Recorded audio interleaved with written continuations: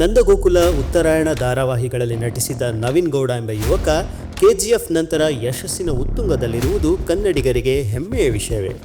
ಅಂದು ಜಂಬದ ಹುಡುಗಿಯ ಜೊತೆ ಹೀರೋ ಆಗಿ ತೆರೆ ಹಂಚಿಕೊಂಡವರು ಈಗ 5-6 ಹೀರೋಯಿನ್ಗಳ ಜೊತೆ ಜಬರ್ದಸ್ತಾಗಿ ಕಾಣಿಸುತ್ತಿರುವುದಲ್ಲದೆ ಸ್ಪ್ಯಾನಿಷ್ ಹುಡುಗಿ ಜೊತೆ ಕಾರು ಅಲ್ಲಾಡಿಸಿಕೊಂಡು ಧೂಮ್ ಧಾಮ್ ಅಂತ ಎಲ್ಲರನ್ನ ಬೆಚ್ಚಿ ಬೀಳಿಸಿದ್ದು ಈಗ ಎಲ್ಲ ಕಡೆ ಸುದ್ದಿ ಕಣ್ರಿ. ಈಗಾಗಲೇ ಮೂತನ್ ಎಂಬ ಮಲಯಾಳಂ ಸಿನಿಮಾದಲ್ಲೂ ನಟಿಸಿದ್ದಾಳಂತೆ. ಲಯರ್ಸ್ ಡೈಸ್ ಮತ್ತು ಮೂತನ್ ಸಿನಿಮಾಗಳ ಮೂಲಕ ತಮ್ಮ ಪ್ರತಿಭೆ ತೋರಿ ದೇಶದ ಗಮನ ಸೆಳೆದಿದ್ದ ಮಲಯಾಳಂನ ಗೀತು ಮೋಹನ್ ದಾಸ್ ರವರು ಕನ್ನಡದ ರಾಕಿಂಗ್ ಸ್ಟಾರ್ ಯಶ್ ಜೊತೆ ಟಾಕ್ಸಿಕ್ ಸಿನಿಮಾಗಾಗಿ ನಿರ್ದೇಶನ ಮಾಡುತ್ತಿದ್ದು, ಬಿಡುಗಡೆಯಾದ ಟಾಕ್ಸಿಕ್ ಟೀಸರ್ ನೋಡಿ ಒಬ್ಬೊಬ್ಬರು ಒಂದೊಂದು ರೀತಿ ಶಾಕ್ನಲ್ಲಿದ್ದಾರೆ.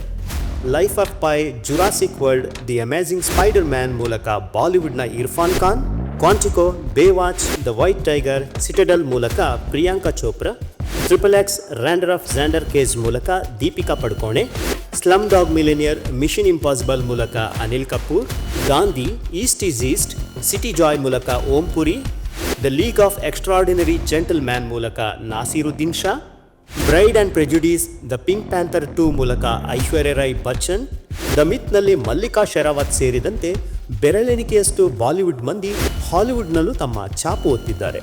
ದ ಗ್ರೇ ಮ್ಯಾನ್ ಮೂಲಕ ಧನುಷ್ ಮತ್ತು Rana Daggubati, marigold British American film ಮೂಲಕ ಕಮಲ್ ಹಸನ್, RRR ಮೂಲಕ ರಾಮ್ ಚರಣ್ ಮತ್ತು MTR, ಬಾಹುಬಲಿ ಮೂಲಕ ಪ್ರಭಾಸ್ ಹಾಲಿವುಡ್ ಮಂದಿ ಗಮನ ಸೆಳೆದಿದ್ದಾರೆ.